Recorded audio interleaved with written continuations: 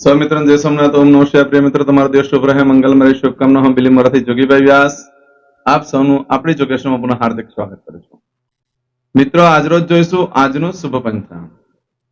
આજે તારીખ છે 27/5/2024 ને સોમવાર, વૈશાખ માસ કૃષ્ણ પક્ષ ચોથ અને પાંચમ સાથે છે. આજે જે બાળકનો જન્મ થાય છે એની તિથિ ગણાય છે ચોથ. આ ચોથ તિથિ આજે સાંજે 4:55 પૂર્ણ થઈ જાય અને ત્યાર પછી જે બાળકનો જન્મ થાય એની પાંચમ તિથિ ગણાશે. આજે જે બાળકનો જન્મ થાય છે એનું નક્ષત્ર ગણાય છે પૂર્વષાઢા. આ પૂર્વષાઢા નક્ષત્ર આજે સવારે 10:14 પૂર્ણ થઈ જાય છે અને ત્યાર પછી જે બાળકનો જન્મ થાય એને ઉત્તરાષાઢા નક્ષત્ર ગણાશે. આજે જે બાળકનો જન્મ થાય છે એના બે નક્ષત્રો શુભ છે, છતાં છેલ્લી ઘડી આવતી હોય તો દોષ ગણાતા હોય છે, માટે ચોક્કસ પ્રમાણે પૂજા વિધિ કરાવી લેવી. આજે જે બાળકનો જન્મ થાય છે એનો યોગ ગણાય છે શુભ. શુભ યોગ આજે સવારે 6:37 પૂર્ણ થઈ જાય છે અને ત્યાર પછી જે બાળકનો જન્મ થાય એનો શુકલ યોગ ગણાશે. આજે જે બાળકનો જન્મ થાય છે એનું કરણ ગણાય છે બાલવ. આ બાલવ કરણ આજે સાંજે 4:55 પૂર્ણ થઈ જાય અને ત્યાર પછી જે બાળકનો જન્મ થાય એનું કૌલવ કરણ ગણાશે. આજે જે બાળકનો જન્મ થાય છે એની રાશિ ગણાય છે ધન. ધન રાશિનો અક્ષર આવે છે ભ પ ધ. ધન રાશિનો સ્વામી ગુરુ ગણાય છે. પરંતુ મિત્રો, ધન રાશિ આજે સાંજે 4:06 પૂર્ણ થઈ જાય છે.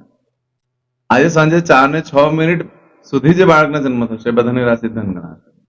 પરંતુ આજે સાંજે 4:06 પછી જે બાળકનો જન્મ થાય એની મકર રાશિ ગણાશે. મકર રાશિનો અક્ષર આવે છે ખ અને જો. મકર રાશિનો સ્વામી શનિ ગણાય છે. આજે સાંજે 4:06 થી લઈ 29 તારીખે રાત્રે 8:07 સુધીમાં જે બાળકોનો જન્મ થશે એ બધાની રાશિ મકર ગણાશે. આ રાશિ તિથિ વાર નક્ષત્ર યોગ કરણ નું બહુ જ મહત્વ છે. એમાં તમારો જન્મ હોય તેની ચોક્કસ પ્રમાણે પૂજા વિધિ કરાવી લેવી જોઈએ. એ કરવાથી જીવનમાં સુખ શાંતિ તો પ્રાપ્ત થાય છે, સરળતાથી પણ સફળતાઓ મળતી હોય છે. આજે જે કોઈ મારા સબસ્ક્રાઇબ મિત્રની વર્ષગાંઠ છે, મેરેજ એનિવર્સરી છે, બધાને મારી ઘણી ઘણી શુભકામના. તમારા જીવનમાં ખૂબ પ્રગતિ થાય એ ભગવાન સોમનાથ દાદાને હું પ્રાર્થના કરું છું. આજના દિવસે સવારમાં ઉઠીને આજનું સુકન કરી લેજો. આજનું સુકન કરશો તો આખું વર્ષ સુંદર રીતે વ્યતીત થશે. આજે મારા કોઈ પણ સબસ્ક્રાઇબ મિત્ર પોતે એમના પરિવારમાંથી કોઈ પણ સદસ્ય કોઈ જગ્યા પર ઇન્ટરવ્યુ આપવા માટે જઈ રહ્યા છે, નોકરી ધંધા માટે હોય કે વિદેશ માટેનું હોય, આજે કોઈ નવો ધંધો વેપાર ચાલુ કરવા જઈ રહ્યું છે, આજે કોઈ એક્ઝામ આપવા પરીક્ષા આપવા જઈ રહ્યું છે, એ આજે કોઈ રમત ગમતમાં ભાગ લેવા જઈ રહ્યું છે, આજે કોઈ યાત્રા પ્રવાસ માટે જઈ રહ્યું હોય કે ધાર્મિક ક્ષેત્રની યાત્રા પ્રવાસ માટે જઈ રહ્યું હોય, ત્યાર પછી આજે કોઈ વિદેશમાં જઈ રહ્યું, કોઈનું ઓપરેશન હોઈ શકે, આજે કોઈની ડિલિવરી પણ હોઈ શકે, કોઈની સગાઈ હોઈ શકે, કોઈની છઠ્ઠીની પૂજા હોઈ શકે. આવા બધા જ કાર્યક્ષેત્રમાં તમે જે કરવા જઈ રહ્યા છો એમાં તમને દિવ્ય સફળતા પ્રાપ્ત થાય એવું સોમનાથ દાદાને પ્રાપ્ત કરું. પરંતુ મિત્ર, આજના દિવસે તમે આ બધા કાર્ય કરતા પહેલા આજને સુકન કરી લેજો તો કાર્યમાં દિવ્ય સફળતા પ્રાપ્ત કરી શકશો. આજના દિવસે એમ તો સોમવાર છે અને આજે નક્ષત્ર પણ બહુ સરસ છે. આજના દિવસે ખાસ કરીને ચોખાની કે ઘઉંના લોટની લાડુડી બનાવવાની, જેને અંદર ખાંડ પણ નાખવાની છે, દૂધ નાખવાનું અને લોટ બાંધતા હોય તેમાં બાંધી દેવાનું અને ગોળ ગોળ 21 લાડુડી બનાવી અને વહેતા પાણીમાં પધરાવવું જોઈએ. તો એનાથી લક્ષ્મી દેવી પ્રસન્ન થશે. કારણ કે આજે જે નક્ષત્ર છે વરુણ ભગવાનનું નક્ષત્ર ગણાય છે અને ઉપરથી સોમવાર છે એટલે લક્ષ્મી યોગ થતો હોય છે. આજે તમે જો સમુદ્રની અંદર કે વહેતા પાણીની અંદર તમે આ પધરાવો છો અને માછલી એનું ગ્રહણ કરે છે તો એનાથી લક્ષ્મી દેવી બહુ પ્રસન્ન થતી હોય છે. કારણ કે લક્ષ્મીજી પ્રગટ ક્યાંથી થયા છે? સમુદ્રમાં. એટલા માટે આટલું કરવાથી લક્ષ્મી પ્રસન્ન થાય છે. આજે પક્ષીઓને દાણા ખવડાવવાથી પણ લક્ષ્મી દેવી પ્રસન્ન થશે. પરંતુ મિત્રો, આજના દિવસે આ જે કર્મ કરવાનું છે એ આજે સવારે 10:14 પહેલા કરી લેવાનું છે. ત્યાર પછી નક્ષત્ર પૂર્ણ થઈ જશે.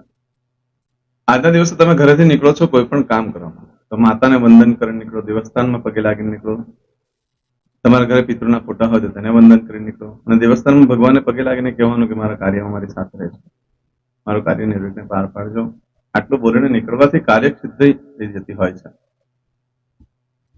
આમ તો આજે આખા દિવસમાં એક ચોક્કસ શુભ સમયો હોય છે, જે સમયગાળા દરમિયાન તમે કાર્ય કરો છો તો કાર્ય સારી સફળતા પ્રાપ્ત કરાવી શકે છે. તો આજે સોમવાર છે. આજે આખા દિવસમાં કયા સમય શુભ છે પૂજા કરવા માટે કે કોઈ પણ વસ્તુનો પ્રારંભ કરવા માટે કે કોઈ પણ કાર્યની સિદ્ધિ મેળવવા માટે તે આપણે જોઈ લઈએ. તો આજે સવારે 6 થી 7:30 વાગ્યા સુધીનો સમય શુભ રહેશે. આમાં દરેક કાર્ય તમે કરી શકો છો. તેમજ આજે સવારે 9 થી 10:30 વાગ્યા સુધીનો સમય પણ શુભ રહેશે. તેમજ આજે બપોરે 1:30 થી સાંજે 7:30 વાગ્યા સુધીનો સમય શુભ રહેશે. અને રાત્રે 10:30 રાત્રે 12 વાગ્યા સુધીનો સમય શુભ રહેશે. અને આવતીકાલે મળસ્કે 1:30 થી સવારે 6 વાગ્યા સુધીનો સમય શુભ રહેશે. આ સોમવારે એક એવો વાર છે કે જેમાં સૌથી વધારે શુભ સમય મળતો હોય છે, સવારે 6 થી બીજી સવારે 6 વાગ્યા સુધીમાં. આ સમયગાળા દરમિયાન તમે કાર્ય કરો છો તો કાર્યમાં સારી સફળતા પ્રાપ્ત કરી શકો છો. પરંતુ મિત્રો, આજના દિવસે તમારી કોઈ પણ વસ્તુ ચોરાઈ ગઈ, ખોવાઈ ગઈ તો મળવાની શક્યતા બિલકુલ ઓછી છે. માટે વસ્તુનું ધ્યાન રાખજો, ખોવાઈ ચોરાઈ ન જાય. આજના દિવસે કોઈ પણ કાર્ય કરવા માટે ઉત્તમ દિવસ છે. કોઈ પણ ખરીદી કરવા માટે, વેચાણ કરવા માટે ઉત્તમ દિવસ છે. આજના દિવસે ખાસ કરીને આઝાદી મેળવવા માટેનું દિવસ ગણી શકાય. આજે સવારે 10 થી 47 મિનિટ સુધીનો જે સમય છે આઝાદી મેળવવા માટેનો, એટલે તમે કોઈ પણ બાબતમાં ફસી ગયા, જે કોઈ કોર્ટ કેસ હોય, ત્યાં તમારી પર કોઈ સજા કઈ નક્કી કરવામાં આવી હોય કે ગામની બહાર ન જઈ શકાય, અથવા ગામની અંદર પ્રવેશ ન કરી શકાય, અથવા કોઈ સીમા બંધન થઈ ગયું હોય, અથવા તો તમને કોઈ બહારનું મારણ તારણનો પ્રયોગમાં બંધન થઈ ગયું હોય, અથવા તમે કોઈ રોગથી પીડાતા હોય, આવા જે કંઈ બંધનો છે એમાંથી મુક્ત થવા માટે, આઝાદી મેળવવા માટે આજનો દિવસ ગણી શકાય છે. તો એના માટે જો પ્રયત્ન કરવામાં આવે તો સફળતા મળવાની શક્યતા ખૂબ વધી જાય. હવે આ તમે ખાસ કરીને ભગવાનની પૂજા કરી લેવી છે.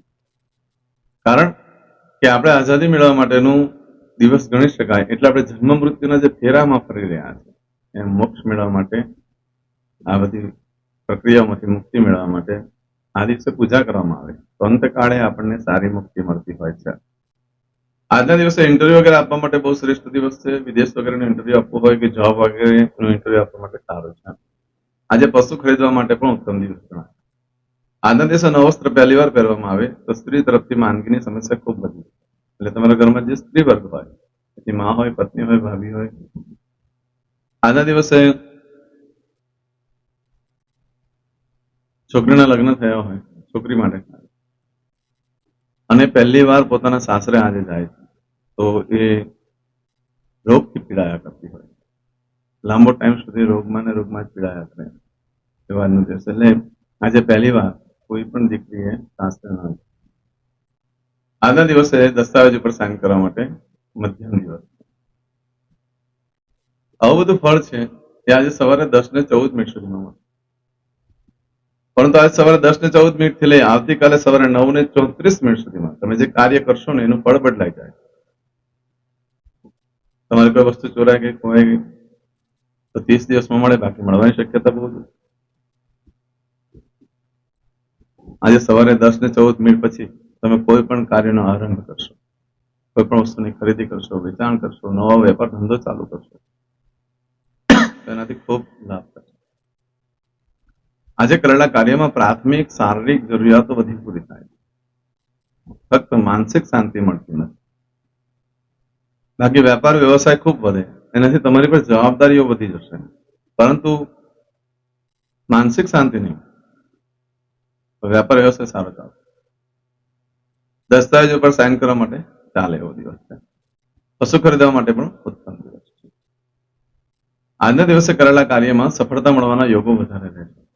આજે નવા વસ્ત્ર ધારણ કરવાથી પિતા કે વડીલ ઘરના જે વ્યક્તિ હોય એની સાથે મતભેદ થઈ શકે છે.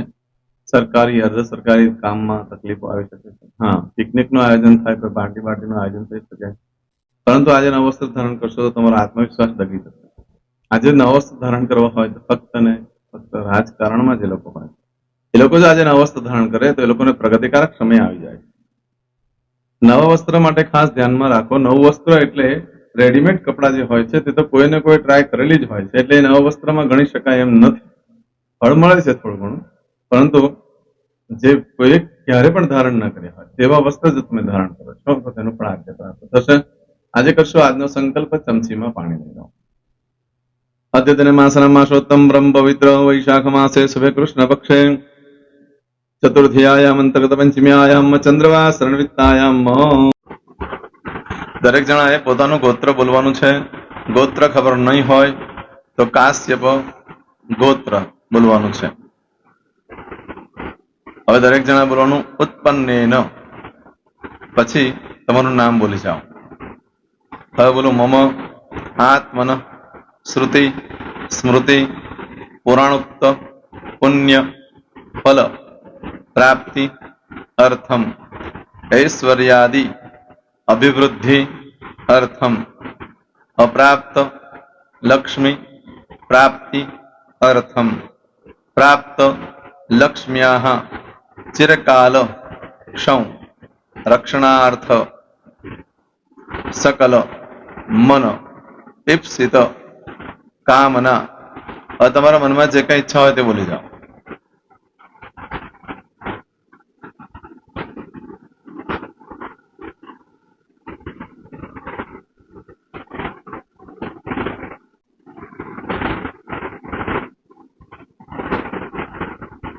બોલો અનુસાર્થ સમ સિદ્ધિ અર્થમ લોકે સભાયામ રાજદ્વારે વ્યાપારે વિદ્યા અભ્યાસે સર્વત્ર યશ વિજય લાભાદિ પ્રાપ્તિ અર્થમ ઇહ જન્મની જન્માંતરે વા સકલ દૂરિત ઉપશમનાર્થમ ચતુર્વિધ પુરુષાર્થ સિદ્ધિ અર્થમ ત્રિવિધ તાપ ઉપશમનાર્થમ તથા ચ મમ જન્મ સમયે ઉદિત નક્ષત્ર યોગ કરણ રાશિ તિથિ વાર દેવતા દ્વારા અશુભ ફલ દોષ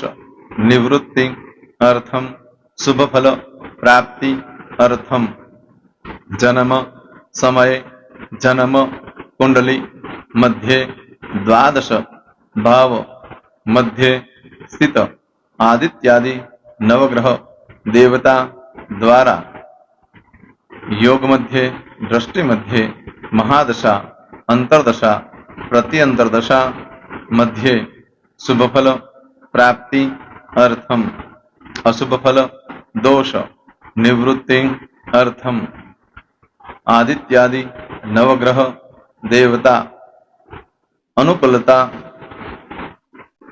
સિદ્ધિ અર્થમ દશ દિગપાલ દેવતા પ્રસન્નાર્થમ ભૂત પ્રેત પિશાચાદિ દ્વારા રચિત દોષ ભય રોગ નિવૃત્તિ અર્થમ તથા ચ મમ. હવે જેના લગ્ન થઈ ગયા છે એ લોકોએ બોલવાનું છે. મમ દાંપત્ય જીવન મધ્યે સુખાકારી પ્રાપ્તિ અર્થમ. હવે જેના લગ્ન નથી થયા એ લોકોએ બોલવાનું મમ જટટી વિવાહ યોગ પ્રાપ્તિ અર્થમ. હવે જે લોકોને સંતાન પ્રાપ્તિની પૂજા આપી છે એ લોકોએ બોલવાનું છે મમ જટટી દીર્ઘ આયુ આરોગ્ય ઐશ્વર્યાદિ સમન્વિત પુત્ર પૌત્રાદિ સંતતિ સુખ પ્રાપ્તિ અર્થમ. હવે જે છોકરાઓ અભ્યાસ કરી રહ્યા છે વિદ્યાર્થી છે એ લોકોને પૂજા આપી છે એ લોકોએ બોલવાનું વિદ્યા અભ્યાસ મધ્યે દેશે વિદેશે સર્વત્ર ઉત્તર ઉત્તર દિવ્ય સફળતા સાનુકૂળતા પૂર્વક પ્રાપ્તિ અર્થમ. જે લોકોને વિદેશ જવાની પૂજા આપી છે એ લોકોએ બોલવાનું છે મમ જટટી વિદેશ ગમન યોગ પ્રાપ્તિ અર્થમ. હવે જે લોકોને આરોગ્ય માટેની પૂજા આપી છે એ લોકોએ બોલવાનું છે મમ આયુ આરોગ્ય ઐશ્વર્યાદિ પ્રાપ્તિ અર્થમ. જે લોકોને બરકત માટેની પૂજા આપેલી છે એ લોકોએ પણ બોલવાનું છે, બધાએ જ બોલવાનું છે મમ ગૃહે શુભલક્ષ્મી મહાલક્ષ્મી પ્રીતિ પ્રાપ્તિ અર્થમ વ્યાપાર વ્યવસાય મધ્યે દેશે વિદેશે સર્વત્ર ઉત્તરો ઉત્તર પ્રગતિ ઉન્નતિ પ્રાપ્તિ અર્થમ.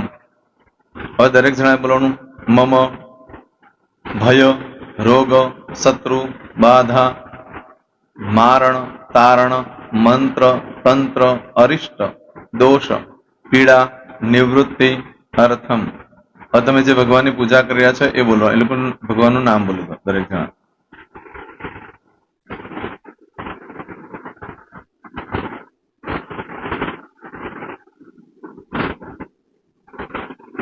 બોલો. દેવતાનામ પૂજન અર્ચન અહમ કરીશ્યે. પાણી મૂકી દેવાનું છે.